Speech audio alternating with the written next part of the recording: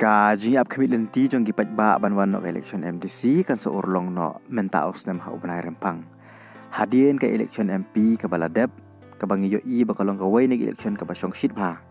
Menta ngin si yo i sakoi pat ke election kata ke election MDC ke bansa song shit nang ni syakaman. Kajing pen kre jong giseng san partai baper berkumjuk ke kartong kalaya syai hakaban lektor keleng ki jaka ke beriunyo trep ban pen itu ya kita ke kartong baki penyeng. Kawai na kita kada kaseng VPP kapal lektor keleng ki jaka ban penito ila ki jong ki kartong. Kisang san partai baper la ki dei ki badon haka sorkar berkumjuk ki badon haka yang persya.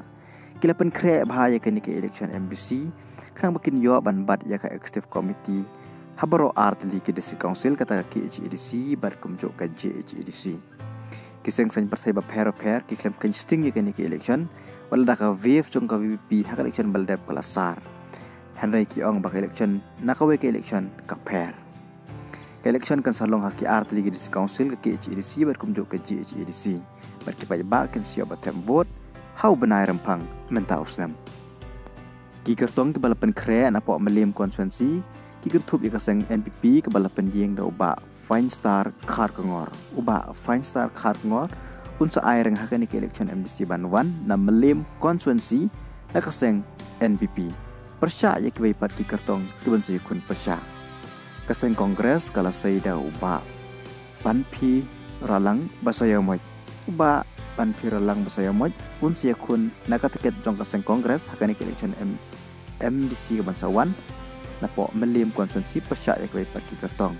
Kaseng Voice of the People Party kansa penyekun da ikong Ivan Dublin El Nonglait ibalik kun teng yak election MLA House MR Lai Henry Iklam Poy Sepatong Henry menta lapan krek beng ban aireng na po melim konstituensi na kaseng Voice of the People Party pasya yak way pat ki kartong ki bansa aireng hakan ki election MDC ke bansa long hapo ki HEDC berkumju hapo JHEDC kaseng UDP kan sa penyeng da uba Gilbert lalu bansa aireng hakan ke election MDC na po melim konstituensi kum kartong dong kaseng UDP.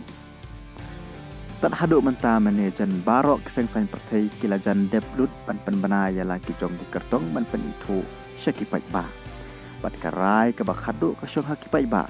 Yano ki ibit pan pa caying dorbar jong ki HEDC bat kumju jong ka JHEDC ke ban ya site nak menta ka jing jong kari bat kecait banri bat kumju ban ya dai kendau ka jong ka beri onyo trap.